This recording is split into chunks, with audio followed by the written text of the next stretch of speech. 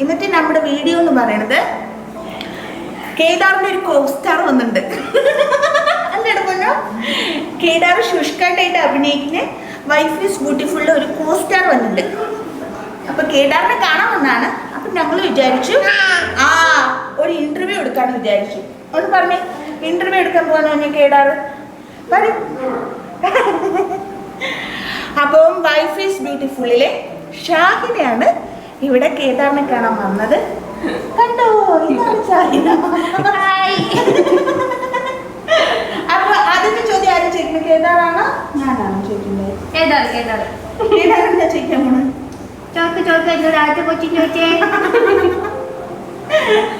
അപ്പൊ നിന്നോട് ഞാൻ ഭയങ്കര ഒഫീഷ്യലായിട്ട് ഇരിക്കാം. എന്താണ് നിന്നോട് ചോദിക്കുന്നത്? പേരെന്താ? പേര് പറ. അതൊരു സത്യം. Thank you. ഇവളുടെ പേരെന്താന്ന് ആക്ച്വലി അധികം ആൾക്കാർക്ക് അറിയില്ല. ഷാഹിന എന്ന് തന്നെയാണ് വിശ്വസിച്ചിരിക്കുന്നത്. പിന്നെ അത് മാത്രല്ല, ഇൻസ്റ്റാഗ്രാമിലൊക്കെ എനിക്ക് പേഴ്സണൽ മെസ്സേജ് ഒക്കെ വരുന്നുണ്ട്, ഷാഹിനയുടെ കല്യാണം ഇന്നതാണോ, ഒരാലോചന ഒന്ന് റെക്കമെൻഡ് ചെയ്യോ എന്നൊക്കെ ചോദിച്ചിട്ട്. ശരിക്കും ഷാഹിനെയാന്ന് വിചാരിച്ചിട്ടേ ദുബായിലൊക്കെ വർക്ക് ചെയ്യുന്ന ആൾക്കാരുടെ മെസ്സേജ് ഒക്കെ വരുന്നുണ്ട് കേട്ടോ. അത് ശരിക്കും എന്താന്ന് പറഞ്ഞോ? എന്റെ ശരിക്കും പേര് അത് കേട്ടാലും ശരിക്കും വിചാരിക്കും ഷാഹിന പോലെ തന്നെയാണ്. എന്റെ പേര് സുഫി മരിയ മാത്യു. നല്ല പേരില്ലേ? അത് ശരിക്കും സൂഫിയാണ്. സുഫി സുഫി എവിടെ നിന്ന് വരുന്നു? സുഫി കോട്ടയത്ത് നിന്ന് വരുന്നു. മണിമലയാണ് വീട്. മണിമല. നീ മണിമലയിൽ നിന്ന് എങ്ങനെയാണ് ഇവിടെ എത്തിപ്പെട്ടെ? അത് ഭയങ്കര ഒരു കഥയാണ് ചേച്ചി. അതായത് മണിമലയിൽ നിന്ന് ഞാൻ സത്യം പറഞ്ഞ ആദ്യത്തെ ഷൂട്ടിനൊക്കെ വന്നോണ്ടിരുന്ന ഓട്ടോയ്ക്കാണ്. മണിമലയിൽ നിന്ന് ഓട്ടോയ്ക്കോ? അതായത് മണിമലയിൽ നിന്ന് കോട്ടയം വരെ ബസ്സിൽ വരണം, അവിടുന്ന് എറണാകുളത്തിന് ബസ്സിൽ വരണം. അപ്പൊ ഫസ്റ്റിൽ ഓഡീഷനൊക്കെ നടക്കുമ്പോൾ കറക്റ്റ് സമയത്ത് അവിടെ എത്താൻ പറ്റില്ലല്ലോ. അപ്പൊ എന്ത് ചെയ്യും, മണിമലയിൽ നിന്ന് ഓട്ടോ വിളിക്കും. മണിമലയിൽ നിന്ന് ഓട്ടോയ്ക്ക് ഓഡീഷന് കൊച്ചി വരും. ഓഡീഷൻ കഴിയും കൊച്ചിയിൽ നിന്ന് തിരിച്ചു. അങ്ങനെ ഞാൻ അത് വന്നോണ്ടിരുന്നത്. കുറവുണ്ടാ? സത്യം മണിമലയിൽ ഓട്ടോറിക്ഷ ഓടിച്ച് നീ എറണാകുളത്ത് വരുമോ? അങ്ങനെ എത്ര മണി വന്നിട്ടുണ്ട്. എന്നിട്ട് അവസാനം ഞാൻ കൊച്ചിയിലൊരു ഹോസ്റ്റലിൽ സ്റ്റേ ആക്കി. ഭാഗ്യം. അത്രയും പൈസ ഉണ്ടെങ്കിൽ ഉറപ്പായിട്ട് ഇവിടെ ഹോസ്റ്റലിൽ താമസിക്കാമല്ലോ. അങ്ങനെ ഞാൻ ഇവിടെ ഹോസ്റ്റലിൽ താമസിച്ചു. പിന്നെ നമുക്ക് വൈഫ് ഈസ് ബ്യൂട്ടിഫുൾ ഒക്കെ ഉണ്ട്. ഓ, അപ്പൊ നീ എത്ര ഓഡീഷന് പോയി? ഞാൻ കുറേ ഓഡീഷന് പറ്റും. നീ ഭയങ്കര അഭിനയമൂലിയായിരുന്നോ? ശരിക്കും നമ്മുടെ മണിമലയല്ലേ, ഇതിനെ പറ്റി വലിയ വിവരമൊന്നും എല്ലാവർക്കും പറഞ്ഞു തരാനും അറിയില്ല. ആ സമയത്ത് നമ്മുടെ ടിക്ടോക്ക് ഭയങ്കര ഫേമസ് ആയിട്ടുള്ള സമയമാണ്. ആ സമയത്ത് എനിക്ക് കുറച്ച് ആൾക്കാർ ഇങ്ങനെ കാസ്റ്റിംഗുകൾ അയച്ചത് 2019. അങ്ങനെയാണ് ഞാൻ കാസ്റ്റിംഗുകൾ ശരിക്കും പറഞ്ഞാൽ കാണുന്നത്. ഞാൻ അത്ര ആക്റ്റീവ് ഒന്നുമല്ല സോഷ്യൽ മീഡിയസിലൊന്നും. അപ്പൊ എനിക്ക് ഇതിനെ പറ്റി ധാരണയൊന്നുമില്ല. എന്നിട്ട് ആ കാസ്റ്റിംഗുകൾ കണ്ടിട്ട് ഞാൻ ആദ്യമായിട്ട് റേഡിയോഷൻ വരും കൊച്ചിയിൽ. അന്ന് ഞാൻ മംഗലാപുരത്താണ്, ഫാർമസിസ്റ്റാണ്. ജോലിയൊക്കെ ചെയ്യാം. നല്ല കുട്ടി, നല്ല ജോലി രാജിവെച്ചിട്ട് അവള് ഓട്ടോ പിടിച്ച് വന്നേക്കണം കൊച്ചിയിലോട്ട്. സിനിമയിലൊക്കെ അഭിനയിക്കാം. എന്നിട്ട് ഞാൻ അങ്ങനെയാണ് ഞാൻ ആദ്യത്തെ ഓഡീഷൻ അറ്റൻഡ് ചെയ്തത്.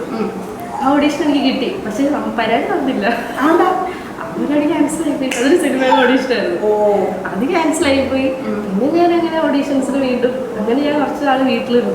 ഓഡീഷന് വേണ്ടി മാത്രം റിസൈൻ ചെയ്ത് വന്നിട്ട്. കാരണം ആദ്യം സെലക്ട് ആയില്ലേ, അത് ഇമ്മീഡിയറ്റ്ലി നടക്കുമെന്ന് പറഞ്ഞപ്പോഴാണ് ഞാൻ ആക്ച്വലി റിസൈൻ ചെയ്തത്. ഒരാട് പറഞ്ഞില്ല, ഞാൻ ജോലി പ്രാർത്ഥിച്ചു. പിന്നെ ഞാൻ ജോലിക്ക് പോയില്ല. ഞാൻ ഭയങ്കര നല്ല താങ്ക് യു. പിന്നെ ഞാൻ പോയില്ല. പിന്നെ അങ്ങനെ ഓഡീഷനൊക്കെ അറ്റൻഡ് ചെയ്ത് വന്നു. ചെറിയ ചെറിയ വർക്കൊക്കെ ചെയ്ത് അങ്ങനെ വന്നു. അങ്ങനെ ഫൈനലി ഞാൻ വൈഫ് ഈസ് ബ്യൂട്ടിഫുൾ കിട്ടി. അതെങ്ങനെയായിരുന്നു? അതൊരു സംഭവം. ഏത് wife is beautiful? Wife is beautiful എനിക്ക് ഓഡീഷൻ ഉണ്ടായില്ല.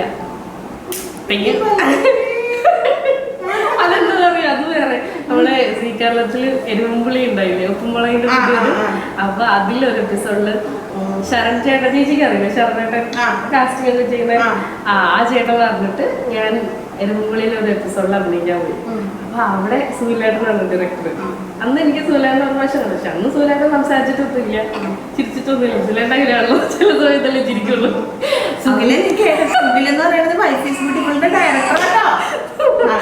ആദ്യത്തെ കാര്യം അറിയാം, ഇപ്പോഴത്തെ കാര്യമില്ല. അപ്പൊ അത് കഴിഞ്ഞിട്ട് അത് കഴിഞ്ഞു. പിന്നെ ഒരിക്കലും ഇങ്ങനെ ഈ പരിപാടി വന്നപ്പോ എൻ്റെ അടുത്ത് ഇതേ ശരണേട്ടൻ തന്നെ വിളിച്ചിട്ടായിരുന്നു സുനിലേട്ടൻ ഇങ്ങനെ വിളിക്കും, ഫോട്ടോസ് അയച്ചു കൊടുക്കുന്നു പറഞ്ഞു. അങ്ങനെ എന്നെ സുനിലേട്ടൻ വിളിച്ചു, ഫോട്ടോസ് ചോദിച്ചു. അപ്പോഴെന്നോട് പറഞ്ഞു ഉറപ്പൊന്നുമില്ല, ചാനലിൽ കാണിക്കും, അവരൊക്കെ പറഞ്ഞാലേ ആവുള്ളൂ എന്ന് പറഞ്ഞു. പിന്നെ ഒരു ദിവസം നമ്മുടെ ശിവചേട്ടൻ വിളിച്ചിട്ട് ഓക്കെ ആണെന്ന് പറഞ്ഞു. അങ്ങനെയാണ് ഞാൻ ലൈഫ് ഈസ് ബ്യൂട്ടിഫുൾ എൻട്രി ചെയ്ത് ഷാഗ്നിയായി. അങ്ങനെ എൻ്റെ കരിയറിലെ വളരെ വലിയ സ്റ്റെപ്പ് ഞാൻ എടുത്തു വെച്ചു. എന്താ പറയേണ്ടത്? മുന്നിന് എന്താ പറയണ്ടേ? വാവ് പറഞ്ഞോ അവൻ. അതെയോ? വാവെന്ന് പറഞ്ഞ കുട്ടി. കുട്ടീനെ ആരോ ഓഡീഷൻ ചെയ്തത്? ലൈഫ് ഈസ് ബ്യൂട്ടിഫുള്ളിന് വരാൻ ആരോ ഓഡീഷൻ ചെയ്തത്? ഷുഗിലു മാമനാണോ പൊന്നിനോട് അഭിനയിക്കാൻ പറഞ്ഞേ? ആണോ? ശുഷ്കാന്താവാൻ പറഞ്ഞോ? ആണോ? ആരെ ശുഷ്കാന്ത് എന്ന് വിളിച്ചത്? അപ്പുണ്ണിയച്ചനാണോ? ആണോ? അതെയോ? അപ്പുണ്ണിയച്ചനാണോ വിളിച്ചത്? അതെയോ? അപ്പൊ അങ്ങനെ 2 താരങ്ങൾ എങ്ങനെ ലൈഫ് ഈസ് ബ്യൂട്ടിഫുൾ വന്നു എന്നുള്ള കഥയാണ് നമ്മൾ കേട്ടുകൊണ്ടിരിക്കുന്നത്. എന്റെ കഥ ഞാൻ എങ്ങനെ എത്തി, കൊച്ചിയിൽ എങ്ങനെ ഞാൻ താമസിച്ചു, മണിമലയിൽ നിന്ന് ഞാൻ വന്നു. ആക്ച്വലി വീട്ടിലെല്ലാവർക്കും ഭയങ്കര ഇഷ്ടമാണ്. പക്ഷേ ഉറപ്പായിട്ടും നാട്ടിലെല്ലാവരും പക്ഷേ നമ്മൾ വെറുതെ ഇരിക്കുമ്പോൾ ഓരോരുത്തരും ഞാൻ ഫാർമസിസ്റ്റ് ആണ്, ഇത് ഉപേക്ഷിച്ചിട്ട് ഞാൻ ഇങ്ങനെ വെറുതെ ഇരിക്കുന്നത് കാണുമ്പോൾ എല്ലാവർക്കും ചെറിയൊരു പ്രശ്നം ഉണ്ടാവല്ലോ. ആ ഒരു പ്രശ്നം ഇടയ്ക്ക് എവിടെയോ തട്ടിയോ എനിക്ക് സംശയമുണ്ട്.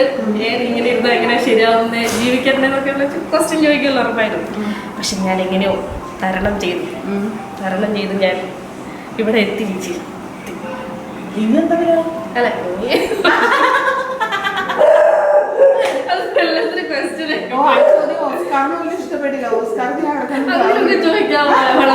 കലാകാരിയോട് അല്ല, അങ്ങനെയല്ല. ഇപ്പൊ ഇതിൽ അഭിനയിച്ച് നോക്കുമ്പോഴാണ് നമുക്ക് അറിയണേ ഈ പ്രൊഫഷൻ എന്താണ്. ഇപ്പൊ കാണുന്നവർക്ക് ഭയങ്കര എളുപ്പമായിട്ട് തോന്നും. ഹായ് ടിവിയിൽ വരുന്നു, അഭിനയിക്കുന്നു, പോകുന്നു. ഇതില് വരുന്ന കഴിയുമ്പോഴാണ് നമുക്ക് അതിന്റെ ഒരു ബുദ്ധിമുട്ടുകൾ. ഞാനാണെങ്കിലും ഇപ്പൊ നിങ്ങളുടെ മറമായ പരാതി കാണുമ്പോൾ ഞാൻ പുറത്തുനിന്ന് കാണുമ്പോൾ വളരെ ഈസി ആയിട്ട് തോന്നും. പക്ഷെ ലൈഫ് ഈസ് ബ്യൂട്ടിഫുൾ കയറുമ്പോഴാണ് എനിക്ക് മനസ്സിലാവുന്നത് ഇത് ഇങ്ങനെയാണ് നമ്മള് ഇത്രയും രാവിലെ വരുന്നുണ്ട്, രാത്രി ഇത്ര നേരം നിൽക്കുന്നുണ്ട്. ഇതൊന്നും നമുക്ക് ടി വിയിൽ കാണാൻ മനസ്സിലാവില്ല ഒരിക്കലും. പക്ഷെ എനിക്ക് ഇതിൽ കയറി കഴിഞ്ഞാൽ മനസ്സിലായത് പുറത്തുനിന്ന് കാണുന്നവരല്ല. ഇപ്പൊ എന്നോട് എല്ലാവരും ഇത് ഈസി പണി എല്ലാവരും ചോദിക്കുന്നവരോട് ഞാൻ പറയും ഒരിക്കലും അല്ല, ഇതിൽ കയറി കഴിഞ്ഞാൽ എനിക്ക് മനസ്സിലാവുള്ളൂ. അത് മാത്രമല്ല, ഇപ്പൊ സാധാരണ സീരിയൽസ് പോലെയല്ല നമ്മൾ സ്പോട്ട് ഡബിംഗ് ആണ് ചെയ്യുന്നത്. അത് പൊതുവെ കുറച്ച് ബുദ്ധിമുട്ടുള്ള കാര്യമാണ്. അപ്പൊ അതും അല്ലേ ആദ്യം ഭയങ്കര പാടാ, എനിക്ക് എന്താന്ന് പോലും അറിയില്ലല്ലോ. അപ്പൊ സുലേട്ടൻ അതിനെ പറഞ്ഞു തരുമെങ്കിൽ എനിക്കൊന്നും മനസ്സിലാവില്ല ചേച്ചി, സീരിയസ്ലി എനിക്കൊന്നും മനസ്സിലാവില്ല, എന്താണ് ഏതാണെന്നൊന്നും അറിയില്ലല്ലോ. അപ്പൊ സുലേട്ടൻ ചീത്ത അറിയും. സത്യം പറഞ്ഞാൽ ഞാൻ ഇപ്പൊ എന്തെങ്കിലും ചെയ്യുന്നുണ്ടെങ്കിൽ അതിന് കാരണം സുലേട്ടൻ അത്രയ്ക്ക് ചീത്ത പറഞ്ഞ് ഇങ്ങനെ ആക്കി എടുത്തത്. ആദ്യം ഞാൻ ഇങ്ങനെ നിൽക്കും, എപ്പോഴും ഇങ്ങനെ നിൽക്കുന്നുണ്ട്. കുറച്ചെങ്കിലും ബെറ്റർ ആയിട്ടുണ്ടെങ്കിൽ ഉറപ്പായിട്ട് സുലേട്ടന് കാണുന്നുണ്ടെങ്കിൽ. അപ്പൊ അങ്ങനെ ഷാഗ്നി അവൻ ഞാൻ അങ്ങനെ എത്തി. അപ്പൊ അങ്ങനെ ഞങ്ങളുടെ വർത്താനം തുടർന്നുകൊണ്ടിരിക്കുകയാണ്. ഒരാൾ പോയി ഇതാ അടുത്ത ആള് ജോയിൻ ചെയ്തിട്ട് ഇവിടെ ഷിഫ്റ്റ് ആണ്. എന്റെ മക്കളുടെ ഷിഫ്റ്റ് ആണ്. ഒരാൾ പോയി കഴിഞ്ഞാൽ അപ്പൊ അടുത്ത ആള് വരും. അങ്ങനെയാണ് ഞങ്ങള് അതെ, അങ്ങനെയാണ് ഞങ്ങൾ അഡ്ജസ്റ്റ് ചെയ്തേക്കണം. ആർക്കും സങ്കടം വരരുത്. ഒരാളെ ഇരുത്തുമ്പോ അടുത്ത ആള് വരും. അല്ലേ ഓസ്കി? ഓസ്കിക്ക് എന്താ ചോദിക്കേണ്ടത് ചേച്ചിനോട്? ചോദിക്കേണ്ടത് വേഗം ചോദിക്കും. ഉറക്കം വന്നു. അപ്പൊ അങ്ങനെ നമ്മള് പിന്നെ നിനക്ക് ഈ സെറ്റിൽ വന്നപ്പോ ആദ്യം എങ്ങനെയായിരുന്നു ഓർമ്മ? നമ്മൾ പ്രമോ എടുക്കാൻ പോയത് അതിനു മുമ്പ് ചേച്ചി വന്നിട്ടില്ല. അതിന് മുമ്പ് നമ്മള് ഒരു മീറ്റിംഗ് ഉണ്ടായിരുന്നു, വെരി ഫസ്റ്റ്, ചേച്ചി മാത്രമില്ല. അപ്പൊ നിങ്ങൾ എല്ലാരും ഇരിക്കുക, എനിക്കാണ് ഒരാളെ അറിയില്ല, ബാക്കി എല്ലാവർക്കും അങ്ങോട്ടും ഇങ്ങോട്ടും അറിയാലോ. ഞാൻ ഭയങ്കര നെർവസാണ്. ഞാൻ ഒരു മൂലയ്ക്ക് എങ്ങനെ ഇരിക്കുന്നത്. എൻ്റെ അടുത്ത് ആദ്യം സത്യം പറഞ്ഞാൽ മിണ്ടിയത് സലീമിക്കാണ്. സലീമിക്കാണ് എൻ്റെ അടുത്ത് ടെൻഷൻ ആവണ്ട, പേരാന്ന് അറിഞ്ഞുകൊണ്ടായിരിക്കും കേട്ടോ. പേരിനെ അങ്ങ് പുകഴ്ത്താൻ വേണ്ടിട്ട് അവള് നന്നായിട്ട് അഭിനയിക്കണമല്ലോ, അതിന് വേണ്ടിട്ട്. പക്ഷെ എന്നോട് ആദ്യം മിണ്ടിയതും കംഫർട്ട് ആക്കിയതും ടെൻഷൻ ആവണ്ടെന്ന് പറഞ്ഞതും ഒക്കെ സലീമിക്കാണ് ആദ്യമായിട്ട്. പിന്നെയാണ് ഞാൻ എല്ലാവരും കാണുക. അന്ന് അവിടെ നിന്ന് പോയപ്പോൾ എനിക്ക് ഒരു ഉറപ്പില്ല, ഇവർ ചിലപ്പോൾ എന്നെ കണ്ടിട്ട് വേണ്ടാന്ന് പറഞ്ഞു കാണുമെന്നൊക്കെ എനിക്ക് ടെൻഷൻ ഉണ്ടായിരുന്നു. ഇത് തുടങ്ങാൻ നമുക്ക് ഒരിക്കലും പറയാൻ പറ്റില്ലല്ലോ നമ്മളാണ് ഇത് എന്നുള്ളത്. അപ്പം എനിക്ക് നല്ല ടെൻഷൻ ഉണ്ടായിരുന്നു. കാരണം മണിയേട്ടനൊക്കെ ആദ്യം കൊണ്ട് ഒരിക്കലും ചിരിക്കൂല. അന്ന് വിനോദാണ് ഉണ്ടായില്ലെന്നു, ഉണ്ടായിരുന്നു. എനിക്ക് സത്യം പറഞ്ഞാൽ എല്ലാവരും ഓർമ്മയില്ല. സലീംക്ക് എന്നോട് ഇത്രയും സംസാരിച്ചുകൊണ്ട് ഒരു ട്രയൽ ചെയ്യാനും പറഞ്ഞു. എനിക്ക് എല്ലാം ടെൻഷനായി പറഞ്ഞിട്ടൊരു രക്ഷയില്ല, എല്ലാവരും ഇരിക്കല്ലേ. അപ്പോൾ അങ്ങനെയാണ് ആദ്യം. പിന്നെയാണ് നിങ്ങളെല്ലാവരും ഞങ്ങളുടെ അന്ന് വീണ ചേച്ചി ഉണ്ടായിരുന്നു. വീണ ചേച്ചി സംസാരിച്ചു. പിന്നെ നമ്മുടെ പ്രമോയ്ക്ക് വന്നപ്പോൾ അന്ന് വിനോദേട്ടനാണ് പക്ഷേ എൻ്റെ അടുത്ത് കിട്ടിയത്. അന്ന് പ്രമോക്ക് വരുമ്പോ ഒന്നാമത് വെളുപ്പാൻ കാലത്തെ പോണം, രാത്രി വരെ അല്ലേ 12 മണിക്ക് 1 മണിക്ക് വരെയൊക്കെ പ്രമോ. ഞങ്ങൾ ആദ്യമായിട്ടായിരുന്നു അങ്ങനെ ഒരു പ്രമോ ചെയ്യണത്. അതിന്റെ ഒരു പ്രശ്നം ഞങ്ങൾക്ക് ഉണ്ടായിരുന്നു. വെളുപ്പിന് 6 തൊട്ട് രാത്രി 1 വരെ എനിക്കാണെങ്കിൽ ഇത് എന്ത് കുന്തോന്ന് അറിയത്തില്ല. അപ്പോണ്ട് ഇവള് ഇരിക്കണ്ട്. അപ്പൊ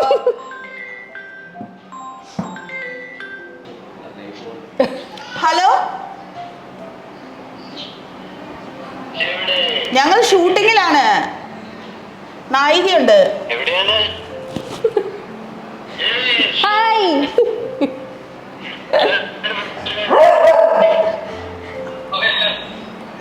ഞങ്ങൾ ഷൂട്ടിങ്ങിലാ. മോന് ഇത്ര നേരം ഇവിടെ ഉണ്ടായിരുന്നു ഇന്റർവ്യൂ ചെയ്യാൻ. ഇപ്പൊ താഴേക്ക് പോയി. ഞാൻ വിളിക്കേ.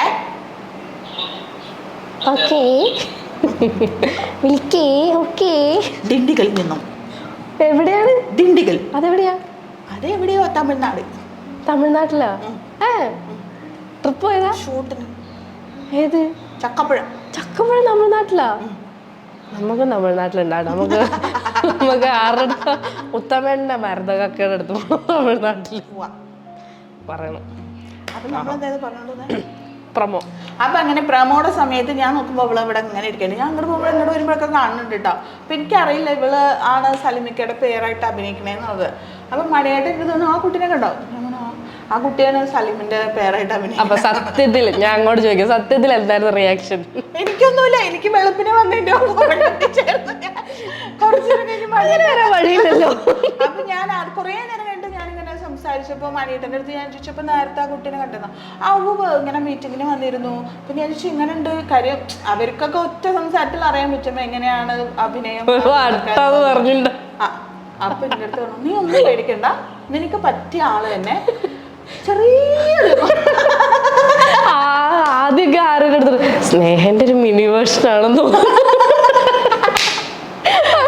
അറിയാതെ കുഴപ്പമില്ല, നിങ്ങൾ തമ്മിൽ സിങ്ക് ആയിക്കോളും എന്ന് പറഞ്ഞിട്ടുണ്ട്. അങ്ങനെയാണ് ഞങ്ങൾ പരിചയപ്പെടണേ അല്ലേ? യെസ്. പിന്നെ അങ്ങനെ പ്രമോക കഴിഞ്ഞു, പിന്നെ സീരിയലൊക്കെ ആയി. പക്ഷെ ഷൂട്ട് തുടങ്ങി കുറെ നാൾ കഴിഞ്ഞിട്ടാണ് നമ്മൾ കുറച്ചും കൂടി അതെ ആ ഒരു ഫസ്റ്റില് ഒരു ഇതുണ്ടാവില്ല, എന്തായാലും ഉണ്ടാവില്ല. പിന്നെ എന്താ വെച്ചാല് ഇപ്പൊ ഫസ്റ്റില് നമ്മളൊരു ആ വൈഫീസ് ബ്യൂട്ടിഫുൾ തുടങ്ങുമ്പോ എന്താ വെച്ചാല് ഞാന് നിയാസ്ക, മണിയേട്ടന്, വിനോദേട്ടൻ, സലീമക്ക് അങ്ങനെ നമ്മുടെ ഒരു ഗ്രൂപ്പ് അതിനുള്ളിൽ നിൽക്കുന്നതുകൊണ്ട് നമ്മൾ ഇതിനെപ്പറ്റി ആയിരിക്കും സംസാരിക്കുക കൂടുതൽ. അതായത് പുതിയ പരിപാടിയല്ലേ, അപ്പൊ നമുക്ക് ഇതിൽ എന്തൊക്കെ ചെയ്യാം, അങ്ങനെ ചെയ്യാം, അങ്ങനെ ചെയ്യാം, അതായിരിക്കും. അത് കഴിഞ്ഞിട്ടാണ് പിന്നെ ഇവരോട് നിങ്ങളുടെ അടുത്തൊക്കെ കൂടുതൽ സംസാരിക്കാൻ നമ്മൾ സമയം കണ്ടെത്തിയത്. മറ്റേതൊന്ന് ട്രാക്ക് ആയി കഴിയുമ്പോഴല്ലേ നമുക്കും ഒരു കോൺഫിഡൻസ് ആണ്. പിന്നെയാണ് ഇവരുടെ അടുത്തൊക്കെ കമ്പനി ആയത് ഇല്ലേ? പിന്നെ അപ്പോഴേക്കും ഞാൻ ഗർഭിണിയുമായി. അപ്പോഴേക്കും പിന്നെ ലീവായി, കുഞ്ഞായി, പിന്നെ കുറെ നാള് മാറിപ്പായി, പിന്നെ ഞാൻ മാത്രമായി അവിടെ വീണ്ടും. 1 മാസമല്ലേ ഞാൻ മാറിയിട്ടുള്ളൂ? ആ 1 മാസം, കറക്റ്റ് 1 മാസം ഞാൻ മാറിയിട്ടുള്ളൂ. 9 മാസം കഴിഞ്ഞ്. പക്ഷെ അതൊരു വലിയ ഗ്യാപ്പായിരുന്നു എനിക്ക്. കാരണം വെച്ചാൽ ആ സമയത്ത് അപ്പം വേറെ ആരും ഇല്ല. ലൈക്ക് അച്ഛനുണ്ട്, അമ്മയുണ്ട്, സലീമയ്ക്ക് ഇല്ല, മണിയേട്ടനില്ല, ചേച്ചി ഇല്ല, വീണ ചേച്ചി ഇല്ല.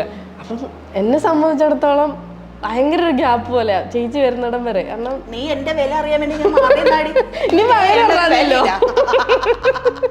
ഇപ്പൊ നിനക്ക് മനസ്സിലായല്ലോ. എനിക്കെല്ലാം മനസ്സിലായി. ഇപ്പൊ എനിക്കെല്ലാം മനസ്സിലായി, കൃത്യമായിട്ട് മനസ്സിലാവുന്നുണ്ട്. അപ്പൊ അങ്ങനെയാണ് ഞങ്ങളുടെ ഷൂട്ടിംഗ്. സെറ്റിലാണെങ്കിൽ ഇങ്ങനെയൊക്കെ തന്നെയാണ് കേട്ടോ, പ്രത്യേകിച്ച് വലിയ ഫോർമാലിറ്റി. ഷൂട്ടിലാണെങ്കിലല്ല, മെയിൻ ആയിട്ട് എന്നെ എന്തെങ്കിലും ചീത്ത പറയാന്നുള്ളതാണ് ചേച്ചിയുടെ ഹോബി. എന്നോട് ആരുടെ ഫ്രെയിമിലൊക്കെ നിൽക്കുമ്പോൾ ഞാൻ ദീപക്കേട്ടൻ അല്ലെങ്കിൽ അമ്പിളി പറയും സ്നേഹിച്ചിന്റെ അടുത്താണ് പോയി നിൽക്കണം കേട്ടോ. അപ്പൊ എൻ്റെ അടുത്ത് വന്നിട്ട് ചോദിക്കും, നിന്നോട് ആരടി പറഞ്ഞ എൻ്റെ അടുത്ത് നിൽക്കാൻ, അവിടെ പോയി നിൽക്കടി, ഇതെന്റെ ഫ്രെയിമാണ്. ഇതൊന്നുമല്ല, ലൈറ്റൊക്കെ കൂടുതൽ എനിക്ക് കിട്ടുക. എനിക്ക് ഈഗോ ആണ്, അവർക്ക് മാത്രം ലൈറ്റ് കൂടുതൽ കൊടുത്തു. ഇതൊക്കെയാണ് ചേച്ചിയുടെ പ്രശ്നം. ഇവളെ ഞാൻ മാനസികമായിട്ട് തളർത്തുക. ഇവിടുന്ന് വേറെ എവിടെ പോയാലും ഇതിലും വലിയ എന്തൊക്കെയോ ആണ് നീ ഫേസ് ചെയ്യാനുള്ളത്. ഞങ്ങളൊക്കെ സത്യത്തിൽ പാവങ്ങളാണ്. അപ്പൊ ഞങ്ങൾ എന്ത് ചെയ്യുന്ന ഇവളെ ഇടയ്ക്കിടയ്ക്ക് ഇങ്ങനെ മെന്റലി വട്ടാക്കും. അപ്പൊ അതിൽ അവള് പിടിച്ചു നിന്നാൽ ഞാൻ പിടിച്ചു നിൽക്കും. ഇനിയിപ്പോ അവൾ എവിടെ പോയാലും സുഖമായിട്ട് ജീവിക്കും. അതെനിക്ക് തോന്നുന്നുണ്ട് കേട്ടോ. അത് ഞാൻ ഇനി എവിടെ പോയാലും ഇത്ര നാൾ എനിക്ക് ടെൻഷനും പേടിയൊക്കെ ഉണ്ടായിരുന്നു, പക്ഷെ ഇപ്പൊ അതില്ലല്ലോ, മാറി. അത് മാത്രമല്ല ഇവൾക്ക് ഇപ്പൊ നമ്മുടെ ഒരു ഇതെന്ന് പറഞ്ഞാൽ ഇപ്പൊ കുറെ നാളായത് കൊണ്ടാണ് അങ്ങോട്ടും ഇങ്ങോട്ടും ഇംപ്രവൈസ് ചെയ്യണ കുറെ സീനുകൾ വരാറുണ്ട്, സ്ക്രിപ്റ്റിൽ ഇല്ലാത്തതും ചിലപ്പോൾ വരാറുണ്ട്. അപ്പൊ ആ സമയത്തൊക്കെ ഇവള് നിന്ന് വേർക്കും, ഞാൻ എന്ത് പറയും, ഞാൻ എന്തായിരിക്കും, അപ്പൊ ഞാൻ പോണോ, ഞാൻ വരണോ, ഞാൻ വെള്ളം കുടിക്കണോ, ഇത് തന്നെ ഇങ്ങനെ ചോദിച്ചുകൊണ്ടിരിക്കും. അപ്പൊ നമ്മൾ പറഞ്ഞു കൊടുക്കണ എന്താണോ അതായിരിക്കും പുള്ളി. പിന്നെ അങ്ങോട്ട് പുള്ളി വേറെ ആയി. പിന്നെ അവളോട് ആരും ഒന്നും പറയണ്ട, അവർക്ക് തോന്നുമ്പോ പോവും, തോന്നുമ്പോ വരും സീനില്. അവസാനം പിന്നെ ക്യാമറക്കാരൊക്കെ നേരത്തെ ഒന്ന് പറഞ്ഞെങ്കിൽ അങ്ങോട്ട് വെക്കായിരുന്നു. ഇത് ക്യാമറയിൽ കിട്ടണമല്ലോ, അവളുടെ ഇഷ്ടത്തിന് പോയാൽ പോരല്ലോ. ഇപ്പൊ അങ്ങനെയാണ് മുപ്പത്തി. ഇപ്പോഴൊരു പ്രശ്നമുണ്ട്. അപ്പോഴും ഇവിടെ നിൽക്കാൻ പറഞ്ഞ ഞാൻ വന്നിട്ട് അപ്പച്ചി നിൽക്കുന്നതിൽ അപ്പുറത്തേക്ക്. അങ്ങനെ വലിയ കുഴപ്പമൊന്നുമില്ലാത്തൊരു കുട്ടിയാണ്. ഇപ്പൊ എനിക്ക് മെസ്സേജ് അയച്ചവർക്കൊക്കെ ഏകദേശം ധാരണ കിട്ടിയിട്ടാണ്. ഇനി നിങ്ങൾ മനസ്സിരുത്തി ഒന്ന് ആലോചിക്കുമോ? എന്നെ പോലെ തങ്കപ്പെട്ട ഒരു കുട്ടിയെ നിങ്ങൾക്ക് വേറെ എവിടെ കിട്ടൂല. എന്നെ അടുത്തെറിഞ്ഞാലേ അറിയുള്ളൂ.